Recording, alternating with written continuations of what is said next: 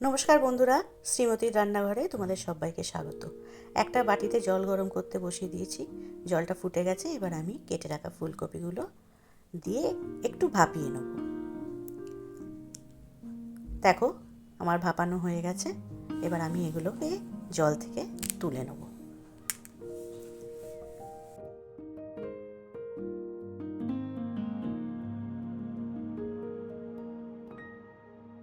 এবার আমি একটা কড়া গরম করে তাতে সর্ষের তেল দিয়ে দিলাম। তেলটা গরম হয়ে গেছে। এবার আমি ভাপিয়ে রাখা ফুলকপিগুলো ভেজে নেব। বন্ধুরা, তোমরা যারা আমার এই চ্যানেলটিকে দেখছো, একটু সাবস্ক্রাইব করে দিও আর একটা লাইক অতি অবশ্যই দিয়ে দিও। যতক্ষণ এই ফুলকপিটা ভাজা হচ্ছে ততক্ষণে আমি মিক্সির জারে কিছু মশলা বেটে নেব।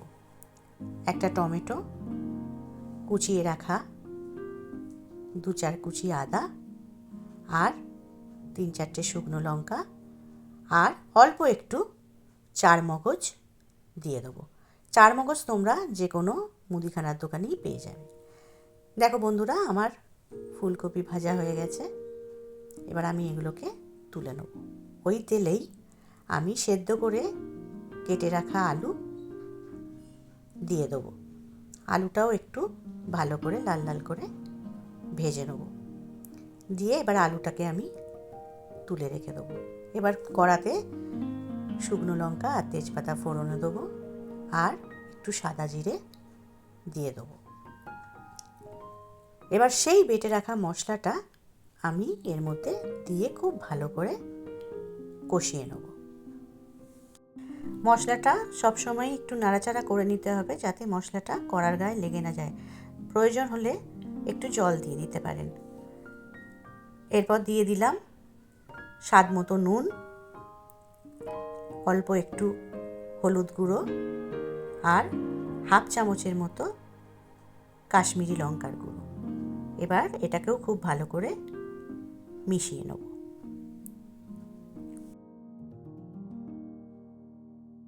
এবারে এতে আমি অল্প একটু চিনি দেবো। তোমরা যদি মনে করো চিনিটা স্কিপ করবে তাহলে করতে পারো, কোনো অসুবিধা নেই। এবার চিনিটা ভালো করে মেল্ট হয়ে গেলে এতে আমি আলু আর ফুলকপি দিয়ে দেবো। এবার খুব ভালো করে এটাকে মিশিয়ে নেব। খুব ভালো করে এটাকে নাড়াচাড়া করে নিতে হবে, এবং যাতে আলু আর ফুলকপির গায়ে মশলাটা ভালো করে লেগে যায় সেটা দেখতে হবে। এরপর পরিমাণ মতো জল দিয়ে দেবো। দিয়ে আবার একটুখানি ভালো করে মিশিয়ে নেব। সব কিছু ঠিকঠাক করে মিশিয়ে নিতে হবে, এবং গ্যাসের ফ্লেমটাকে এই সময় লো করে দিতে হবে, আর ফোটা অবধি অপেক্ষা করতে হবে। দেখো বন্ধুরা, ফুটে গেছে। এবার আমি ছাড়িয়ে রাখা কড়াইশুঁটি দিয়ে দেবো।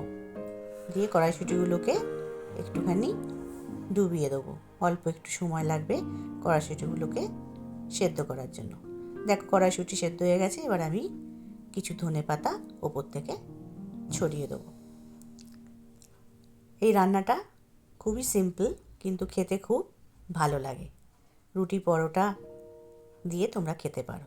রেডি হয়ে গেল আমার টেস্টি ফুলশুঁটি।